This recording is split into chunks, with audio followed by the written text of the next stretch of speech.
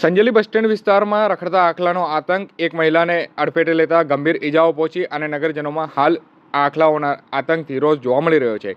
આ તારીખ 25/11/2025 મંગળવારના રોજ સાંજે 6 કલાક આસપાસ સંજેલી બસ સ્ટેન્ડ પાસે આવેલા કચરાના ઢગલા નજીક એક મહિલાને રખડતા આખલાએ હુમલો કરી અને ઇજાઓ પહોંચાડી હતી। ઇજાગ્રસ્ત મહિલાને તાત્કાલિક સંજેલી સામૂહિક આરોગ્ય કેન્દ્ર ખાતે સારવાર અર્થે ખસેડવામાં આવી છે, જ્યાં મહિલાને માથાના ભાગે 7 જેટલા ટાંકા લેવા પડ્યા છે અને શરીરે પણ અન્ય ભાગો પર ઇજાઓ પહોંચવા પામી છે। સંજેલી નગર અને આસપાસના વિસ્તારોમાં છેલ્લા ઘણા દિવસથી રખડતા પશુઓનો આતંક વધી રહ્યો છે અને ખાસ કરીને બસ સ્ટેન્ડ પાસે આવેલા ડમ્પિંગ સાઇટ પર કચરાના મોટા ઢગલા હોવાના કારણે અહીં રખડતા પશુઓ જોવા મળી રહ્યા છે